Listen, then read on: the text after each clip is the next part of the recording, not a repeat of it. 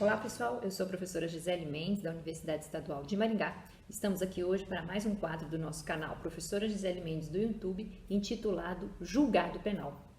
Pois bem, no julgado penal de hoje nós vamos tratar a respeito de uma ação de descumprimento de preceito fundamental, a DPF 779. A DPF 779 que foi julgada pelo Supremo Tribunal Federal durante a semana passada, no mês de março, e começou no dia 5 de março, terminou no dia 12 de março, justamente na semana em que se comemora o Dia Internacional da Mulher.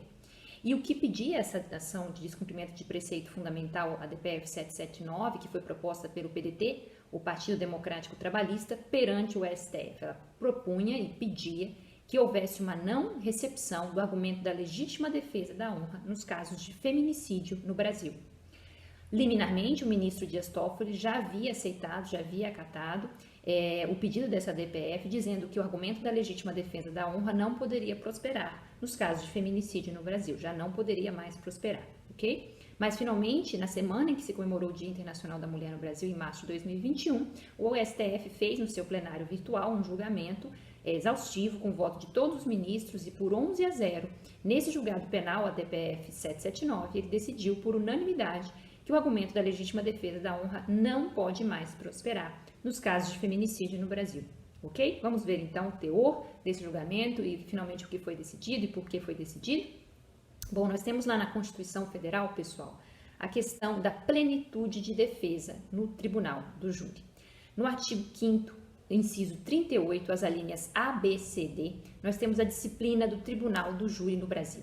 E a competência do júri ela é exclusiva para o julgamento dos crimes dolosos contra a vida, como é o caso do feminicídio, que nada mais é do que uma espécie de homicídio, que é um crime doloso contra a vida. Também existe a forma culposa, mas no caso do feminicídio nós temos um homicídio qualificado. Eu vou colocar aqui ao final do nosso quadro julgado penal um outro quadro nosso, que é o Isso é Crime, que explica o que é feminicídio no Brasil, aquele homicídio praticado por razões de preconceito e discriminação contra a mulher, ou no contexto da violência doméstica ou familiar. Então, nós temos o feminicídio no Brasil desde 2015, no final nós vamos colocar o quadro para vocês assistirem aqui também sobre o feminicídio.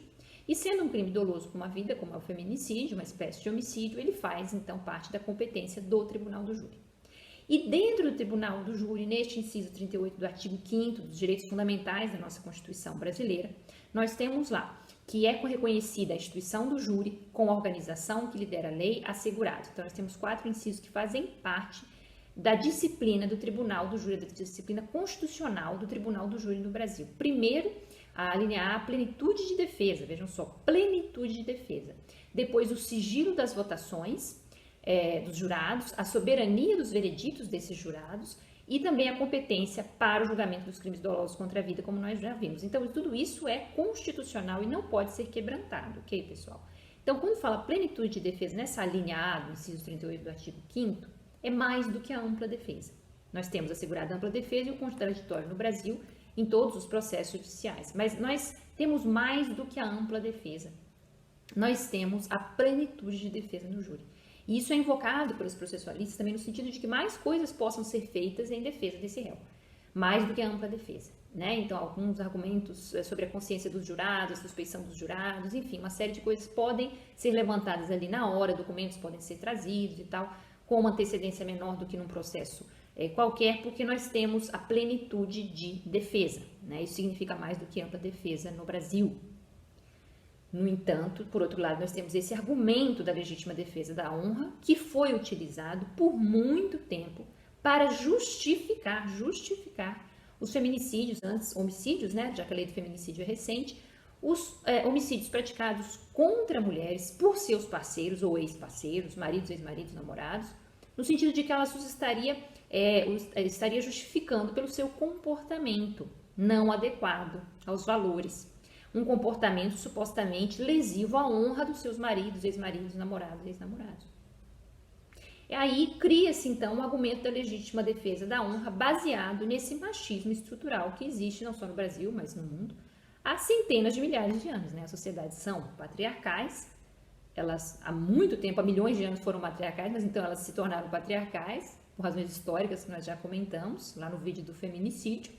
E a mulher passou a ser vista como uma propriedade do marido. E o marido encabeça a família e o marido tem, portanto, na família ali a sua propriedade e da mulher também uma parte dela, dessa propriedade. Pode fazer o que bem entender com essa mulher.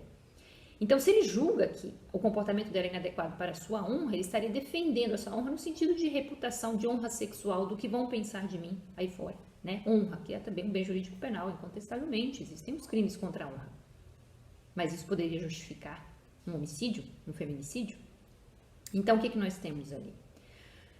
A legítima defesa como um argumento de justificação do comportamento. A legítima defesa, vou colocar para vocês aqui também no rodapé, é um argumento que está para a justificação dos crimes no Código Penal. No artigo 25 do Código Penal, nós temos que considera-se legítima defesa quem, usando moderadamente dos meios necessários, repele injusta agressão a direito seu ou de outrem.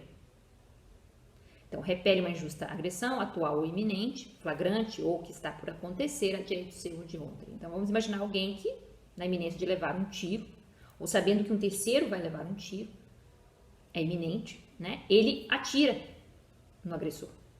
E ele salva a vida daquela pessoa, ou a própria vida, né? Direito seu ou de outrem. Não tinha mais remédio, a pessoa ia atirar em mim ou no terceiro, e eu, vendo que é iminente o ataque, eu tenho que tirar a vida da outra pessoa, desse atirador, porque não há escolha. A agressão é injusta, ela é iminente. Atual é porque já, por exemplo, já se desferiu um tiro, está-se na iminência de desferir mais tiros, então ela já é atual, e aí eu também atuo em legítima defesa para salvar a minha vida ou de terceiro, mas é em defesa da vida, ou também da própria integridade física, né? Alguém está sendo agredido, ou da dignidade sexual, alguém está sendo estuprado, e eu vou lá e eu ataco essa pessoa na atualidade daquela agressão injusta, do estupro, da agressão física, porque eu preciso salvar aquela vítima. Ou se estão fazendo isso comigo, eu posso também agredir até a ponto de matar e evitar essa agressão. Proporcionalmente é importante que se diga, né? Na medida do que está acontecendo comigo, eu posso eventualmente até tirar a vida do meu agressor, já que eu preciso impedir o meu homicídio ou de terceiro, o estupro contra um terceiro, contra mim mesmo. Veja que eu falei de crimes ligados à vida, à integridade física, à dignidade sexual, que são bens jurídicos importantíssimos no nosso ordenamento, e as penas que estão arroladas para o homicídio, para o estupro, justificam mesmo a atuação em legítima defesa. Não é o caso da honra. Não é o caso da honra. A honra não é um bem jurídico cuja lesão poderia justificar um homicídio. Não há proporção. E mais do que isso, que honra é essa que é lesionada? Por que a honra do marido é lesionada por causa de um comportamento da mulher? É porque ela pertence a ele? Então, esse é outro entendimento que tem que cair por terra, porque faz parte do machismo estrutural que impera no Brasil. Então, os ministros decidiram, por 11 votos a 0, no dia 12 de março de 2021, encerrou-se o julgamento no plenário virtual do STF, por unanimidade, que este argumento não pode prosperar, porque ele viola, pessoal, vejam bem, um outro argumento constitucional, que é o da dignidade da pessoa humana, que está lá no artigo 1º, inciso 3º da nossa Constituição, princípio constitucional da dignidade da pessoa humana. Vou colocar aqui também para vocês no rodapé. E então não seria possível e não é possível que a gente viole um princípio, que é um princípio basilar do Estado de Direito Democrático no Brasil, para a defesa de um bem jurídico menor, ainda que amparado na plenitude de defesa do júri, e que já não admite a legítima defesa mesmo, é impensável. É só a gente pensar que uma esposa não pode matar o seu marido por causa de uma traição. Aliás, nunca se prosperou no Brasil julgamentos nesse sentido, com a facilidade com que prosperava a legítima defesa da honra do marido em relação à mulher. O caso, ele remete a muitos e muitos outros julgamentos em que isso tinha uma repercussão e era adotado pelo tribunal do júri, dava aso à justificação do homicídio e absolução dos acusados, como no caso do Dock Street, que aconteceu no ano de 1976. Então, em 76, Raul Fernando Doca Street namorava a socialite Leila Diniz e, por algum entrevero que tiveram, o comportamento de Leila, né, que era considerado arrojado para a época, ele a matou. Ele cometeu esse homicídio. Na época não se falava feminicídio, né? Ele, no primeiro julgamento, alegou legítima defesa da honra. Foi justamente o que seu advogado alegou. E Dock Street teve uma pena de 2 anos de prisão apenas pelo júri, que ele cumpriu em casa.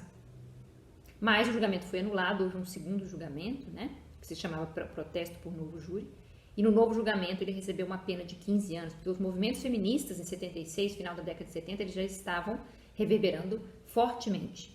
E aí nós tivemos, então, uma pena bem maior, de 15 anos, para Dock Street. Foi quando começou a virar. foi quando começou-se, com o fortalecimento dos movimentos feministas, a ver que esse argumento da legítima defesa da honra não poderia prosperar, pessoal. Então, esse julgamento, ele foi paradigmático, certo? E não quer dizer que tenha desaparecido, tanto que a DPF 776 do PDT buscava justamente que o argumento não pudesse ser utilizado no Brasil.